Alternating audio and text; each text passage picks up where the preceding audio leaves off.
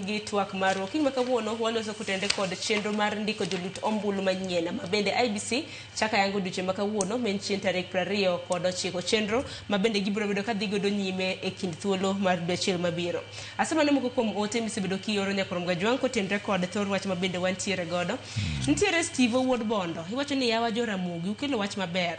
Landnwa uru e Nyatike sub county ka wakao kipande gi 1500 to kipande nino bok duogi tumno uru kanyo an kipande na osekaw dweche 9 to kadhi to gikona ni pod ntiere system. Aya Okotho Pondo iwacho ni ber kabisa piny woka okore. Akechi iwacho ni Gen Z's kazi kwenyu time to show us what you're made of. Aya ntie moro bende top fan bende wacho ni joluo odhi okaw kura.